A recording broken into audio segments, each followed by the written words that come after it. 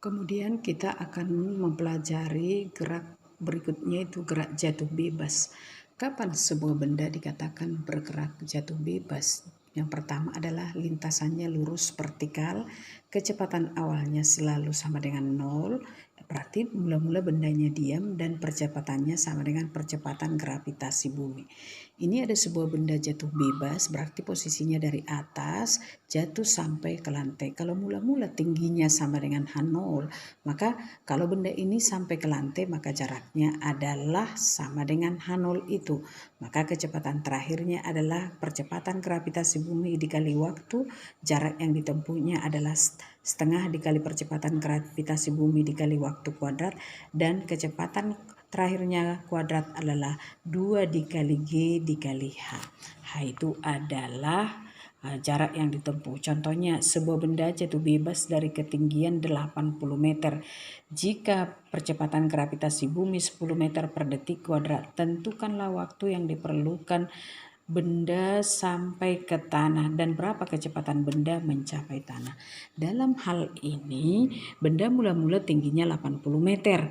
Kemudian kalau benda ini nanti sampai di bawah, berarti benda ini juga menempuh jarak 80 meter, maka dibuatlah tinggi mula-mula sama dengan jarak yang ditempuh benda sama dengan 80 meter. Percepatan gravitasi sama dengan 10 meter per detik kuadrat atau 9,8. Tapi kalau di soal tidak dikasih tahu, besarnya itu adalah 10 meter per sekon kuadrat. Lalu ditanya berapa kecepatan terakhir dan berapa waktunya. Maka pertama kita dari jarak dulu. H sama dengan setengah GT kuadrat. Jadi ruas kiri dan ruas kanan kita kali 2 menjadi 2H. 2 kali setengah menjadi 1, persamaannya menjadi 2H sama dengan GT kuadrat. Maka T kuadrat sama dengan 2H per G. Maka T sama dengan akar dari 2H per G. Kita substitusikan harganya, akar dari 2 kali 80 dibagi 10.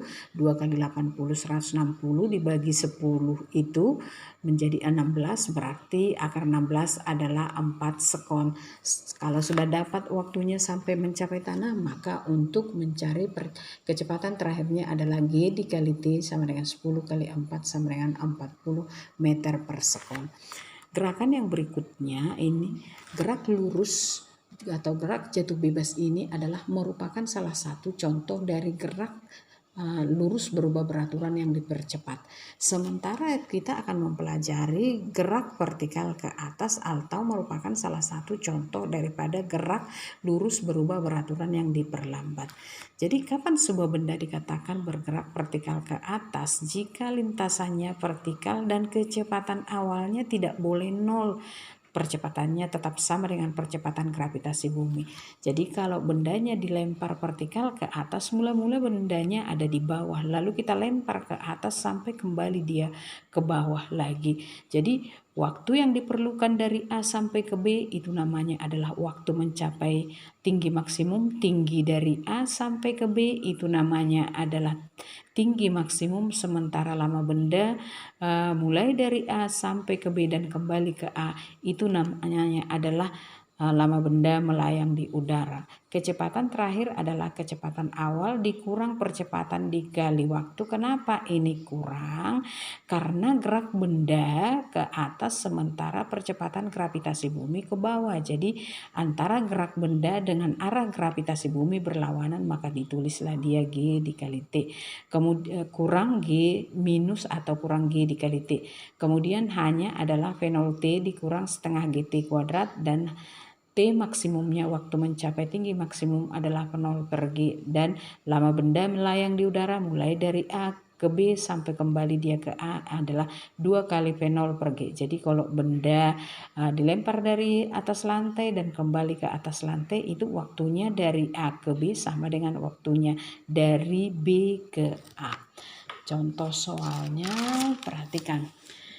Ada sebuah benda dilempar vertikal ke atas dengan kecepatan 60 meter per sekon. Tentukanlah kecepatan benda setelah 5 sekon, jarak yang ditempuh setelah 5 sekon, dan tinggi lemparan maksimum. Tinggi itu H, bukan T ya, T itu time.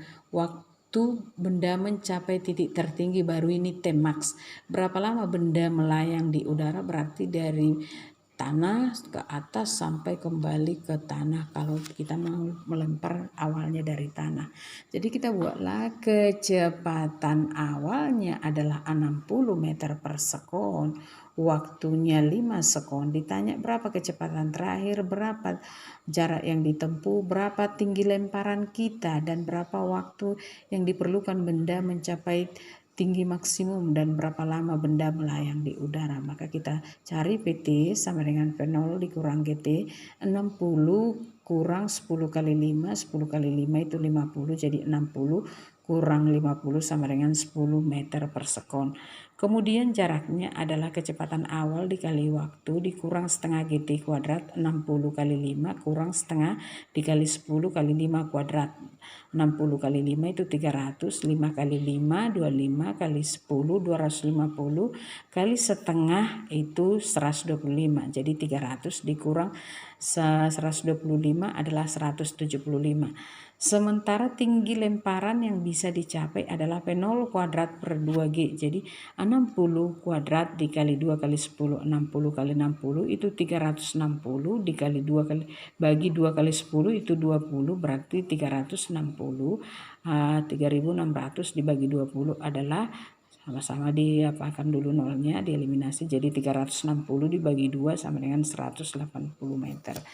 Kemudian yang berikutnya adalah waktu yang diperlukan untuk mencapai tinggi maksimum adalah P0 per G sama dengan 60 dibagi 10 sama dengan 6 sekon. Sementara lama benda melayang di udara adalah 2 P0 per G 2 kali 60 per 10, 120 dibagi 10 sama dengan 12 sekon.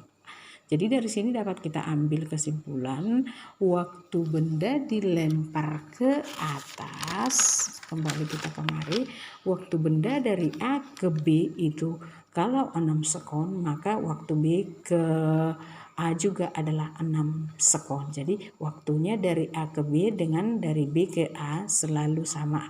Dengan kata lain, dari mana benda dilempar? Kalau bendanya kembali ke tempat pelemparan itu, maka waktunya dari atas, dari bawah ke atas dan dari atas ke bawah itu adalah sama.